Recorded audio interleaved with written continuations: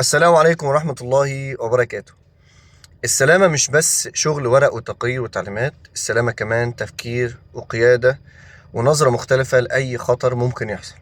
في الفيديو ده هنتكلم مع بعض عن ازاي تطور نفسك في المجال وتتحول من مجرد منفذ للتعليمات لمهندس أو مسؤول سلامة مميز بيفكر وبيقود.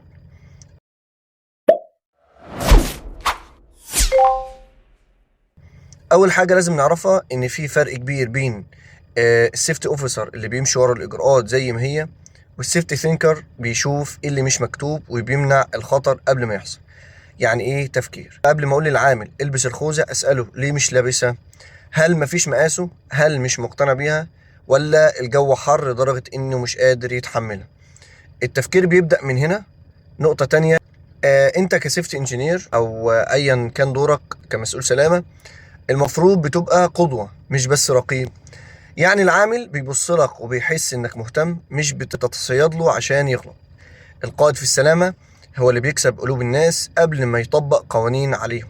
السلامة النفسية، لو العامل حاسس انه هيعاقب لو قالك في خطر، عمره ما هينبهك ولا هيفتح بقه. ابني علاقة ثقة وخليه يحس انه جزء من نظام الحماية مش ضحية ليه.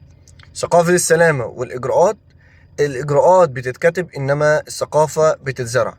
ممكن تكتب مليون إجراء بس لو مفيش قناعة من الناس مش هيتنفذ. ثقافة السلامة بتبدأ من احترام الناس وفهمهم وسماع صوتهم. وفي نقطة لازم تتقال، إن المتابعة أهم من التنفيذ. ما تفرحش إنك علقت يافطة أو لوحة أو وزعت PPE.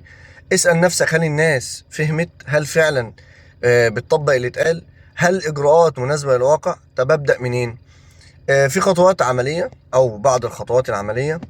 أول حاجة، بتقرأ تحاليل حوادث سابقة وبتعرف سبب كل حادثة حصل فيها إيه. بتشارك زملائك النقاش وافتح ودانك للأفكار الجديدة. خليك دايما قريب من العمال لأنهم مصدر التحذير الحقيقي. فكر قبل ما تطبق واسأل نفسك، هل ده الحل الأفضل ولا في حاجة أحسن؟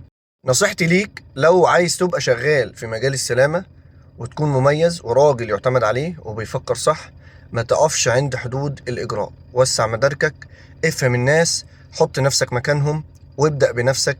خليك انت النموذج اللي الناس بتمشي وراه. لكن في النهاية عايز اقول لك حاجة مهمة جدا، اللي بيميزك مش لقبك انما نيتك، علمك، اسلوبك، وخوفك من ربنا. لما بتشتغل وانت حاطط في بالك انك بتحمي ارواح ناس وبيوت مفتوحة وبتخاف على الناس زي ما بتخاف على اهلك، ده اللي هيخليك متميز، مش مجرد شهادة او خبرة. الناس هتحس بيك وهتقدر جهدك.